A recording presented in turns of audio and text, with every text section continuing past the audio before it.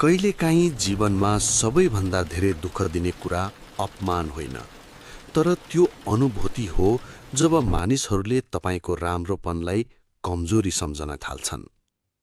तपाईँ सधैँ सबैको लागि उपलब्ध हुनुहुन्छ, सबैको समस्या सुन्नुहुन्छ, सबैलाई सहयोग गर्नुहुन्छ, तर अन्त्यमा तपाईँको महत्त्व कसैले बुझ्दैन, किनकि संसारले त्यही चीजको मूल्य बुझ्छ जुन सजिलै पाइँदैन। यदि तपाईलाई पनि लाग्छ कि मानिसहरूले तपाईलाई हल्का रूपमा लिन थालेका छन् भने आजको यो भिडियो अन्तिमसम्म हेर्नुहोस्, किनकि आज हामी यस्तो तीन नियमबारे कुरा गर्छौं जसले तपाईको व्यक्तित्व, सम्मान र आत्मविश्वास नै परिवर्तन गर्न सक्छ।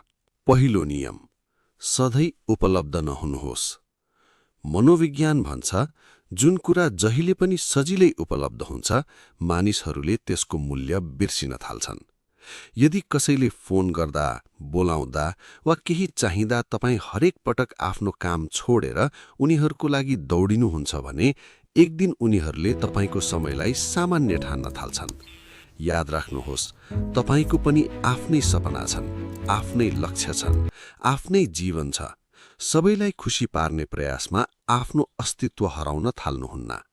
कहिलेकाहीँ टाढा बस्नु पनि आवश्यक हुन्छ, किनकि तपाईको अनुपस्थितिले नै तपाईको उपस्थितिको मूल्य सिकाउँछ।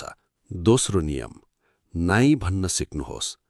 धेरै मानिसहरू अरूको मन नदुखोस् भनेर आफू भित्रभित्रै टुटिरहेका हुन्छन्।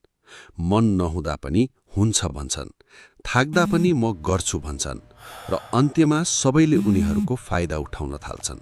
तर सत्य के हो भने हरेक कुरामा हुन्छ भन्ने मानिसलाई समाजले होइन, प्रयोग गर्छ। आफ्नो सीमा बनाउनुहोस्, आफ्नो आत्मसम्मान जोगाउनुहोस्, किनकि स्पष्ट रूपमा नाई भन्न सक्ने मानिसलाई नै मानिसहरूले गम्भीर रूपमा लिन थाल्छन्। तेस्रो र सबैभन्दा महत्त्वपूर्ण नियम, अनावश्यक प्रष्टीकरण दिन बन्द गर्नुहोस्। तपाईँ किन बदल्नुभयो, किन टाढा हुनुभयो, किन निर्णय लिनुभयो, यी सबै कुरा सबैलाई बुझाउन आवश्यक हुँदैन। जति धेरै तपाईँ आफ्नो सफाई दिन खोज्नुहुन्छ, मानिसहरूले तपाईलाई त्यतिले कमजोर ठान्न थाल्छन्। आत्मविश्वासी मानिसहरू हरेक कुरा शब्दले होइन, आफ्नो व्यवहारले प्रमाणित गर्छन्। याद राख्नुहोस्, तपाईलाई आफ्नो जीवन आफ्नै तरिकाले बाँच्ने अधिकार छ। सबैलाई खुशी पार्न सकिँदैन, तर आफूलाई हराएर बाँच्नु पनि समाधान होइन। त्यसैले आजदेखि आफ्नो समयको सम्मान गर्नुहोस्, आफ्नो भावनाको कदर गर्नुहोस् र आफूलाई कहिल्यै सस्तो नबनाउनुहोस्। जब तपाईले आफूलाई मूल्य दिन थाल्नुहुन्छ, संसारले पनि तपाईलाई त्यही नजरले हेर्न थाल्छ। यदि यो भिडियो तपाईको मन छोयो भने हाम्रो च्यानललाई फलो र सब्स्क्राइब गर्न नभुल्नुहोस्। यस्तै सम्बन्ध, भावना र व्यक्तित्व विकाससँग जोडिएका मन छुने भिडियोहरूका लागि हामीसँग जोडिरहनुहोस्।